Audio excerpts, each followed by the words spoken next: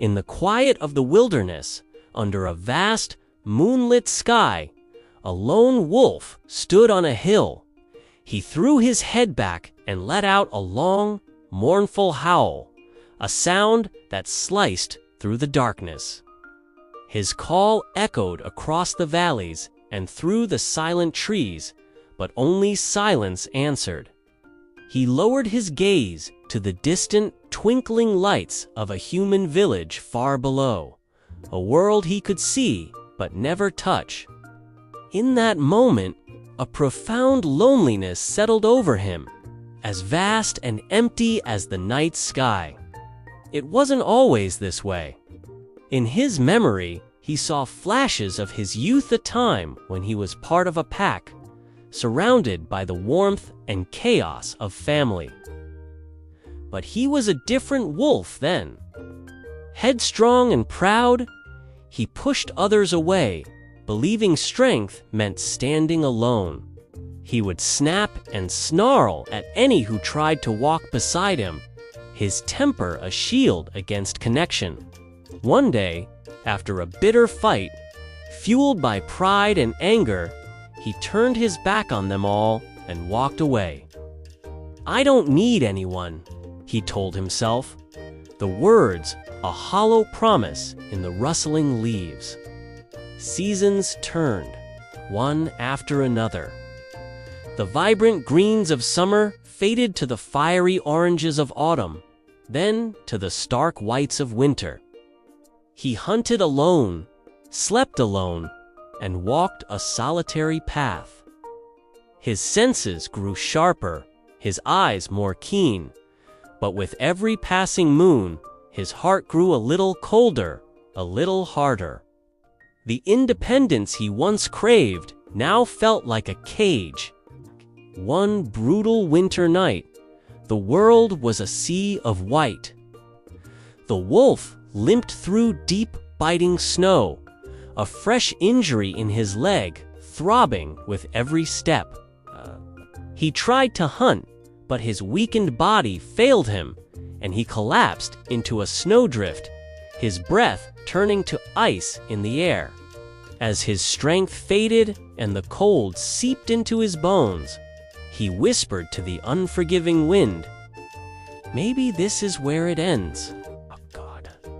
But then, through the swirling snow, a faint light flickered between the trees.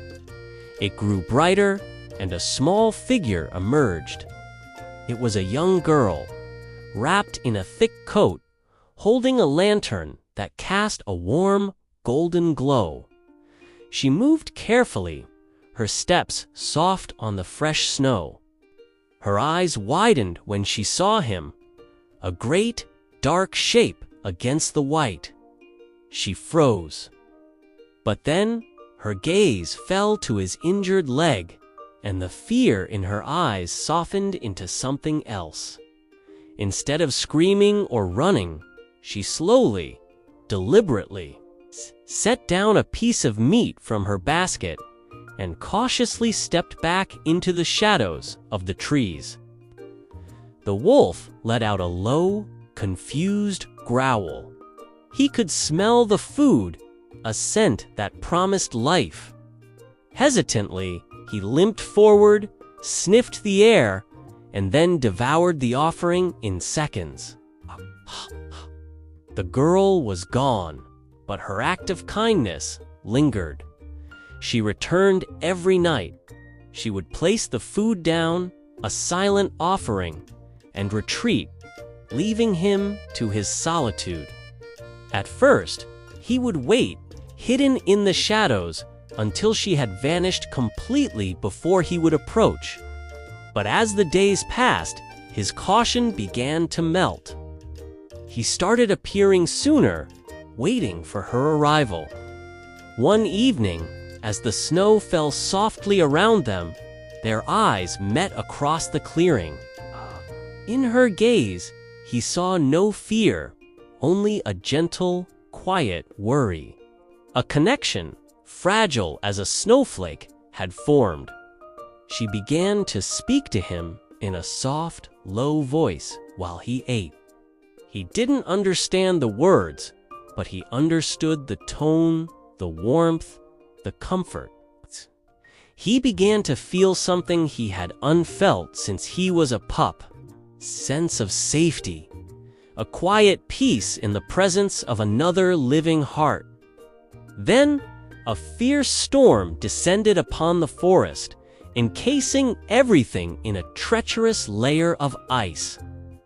As the girl made her way home, her foot slipped on a hidden patch of ice, and she fell hard, her ankle twisting beneath her.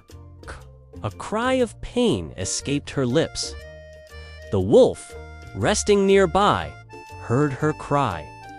Instantly, he was on his feet, his ears swiveling toward the sound. He found her on the ground, shaking from cold and fear.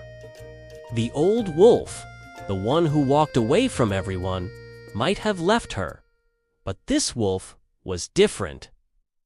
He moved to her side and stood over her, his large body blocking the biting wind.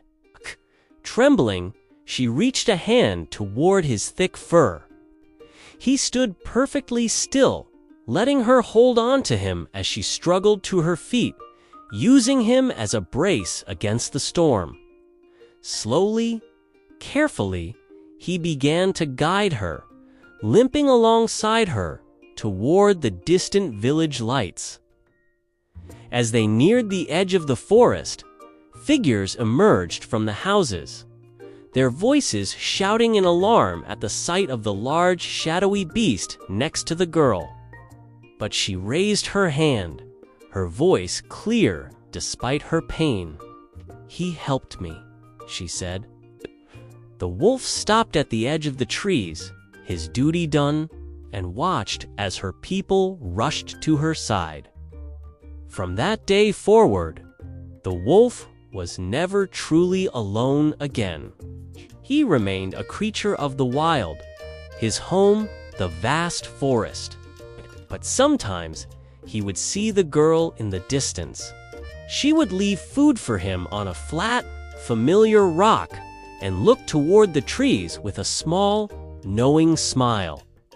And the wolf, watching from his silent perch, would lie down, the cold in his heart replaced by a quiet, steady warmth.